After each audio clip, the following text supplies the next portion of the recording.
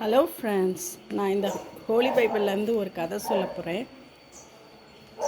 ஒரு சுனாமைட் உமன் தன் அவருடைய கணவனும் மகனும் காட்டுக்கு வேலை பார்க்க போயிருக்காங்க. காட்டில் வச்சு அந்த குழந்தை தலை பாரமாக இருக்குது அப்படின்னு சொல்லலாம் அவங்க அப்பாட்ட. ஆனால் அவங்க அப்பா குழந்தைய போய் அவங்க அம்மாட்ட விட்டுருன்னு சொல்கிறாங்க. கொண்டு போய் விட்டுறாங்க. விட்டா அங்கே அவங்க மடியிலேயே இருந்து அந்த குழந்தை இறந்துருது. இறந்த உடனே அந்த குழந்தைய அவள் அழுகலை, ஒன்றும் செய்யலை.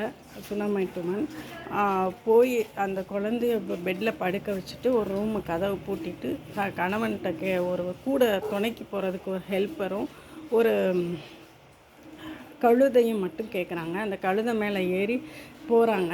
மவுண்ட் கார்மலுக்கு போகிறாங்க. மவுண்ட் கார்மலில் யார் இருக்கான்னா எலைஷா தீர்க்கதரிசி. அவரை நோக்கி போகிறாங்க. போகும்போதே அவங்க அந்த தீர்க்கதரிசியோட பக்கத்தில் போகும்போதே அவர் கண்டுபிடிச்சிட்றாரு இப்படி ஒரு அம்மா வருதுன்னு.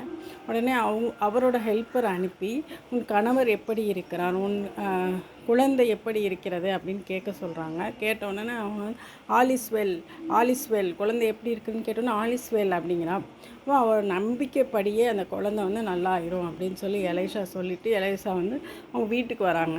வீட்டுக்கு ரூம் கதவை பூட்டிட்டு ப்ரேயர் பண்ணுறாரு. ப்ரேயர் பண்ணிவிட்டு அந்த குழந்தையோட தன் வாயை அந்த குழந்தையோட வாயில் வைக்கிறாரு. அவரோட கண்ணை குழந்தையோட கண்ணில் வைக்கிறாரு. அப்படி வச்ச உடனே குழந்தை அப்படி தும்முது.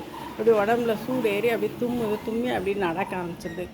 குழந்தை பழச்சிக்கிச்சா உடனே அந்த சுனாமைட் உமன் எலைஷா தீர்க்கதரிசி முன்னாடி தலை வணங்கி நன்றி சொல்கிறாங்க.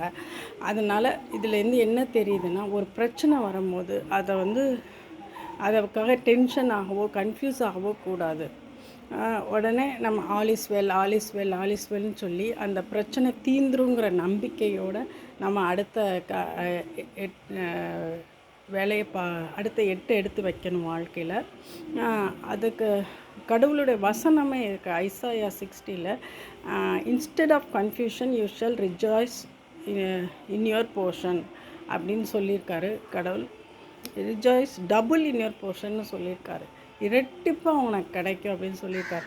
அதனால் நம்ம பயப்படக்கூடாது.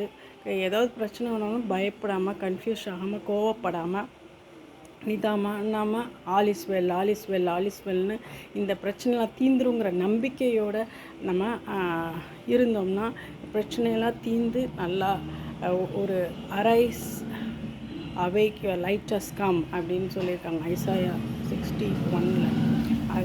அதனால் அந்த கடவுளின் வார்த்தை இருமுனை கத்தி போன்றது.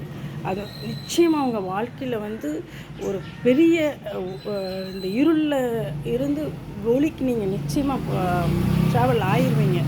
ட்ராவலிங் பீரியடில் உங்கள் நம்பிக்கை விடாதீங்க.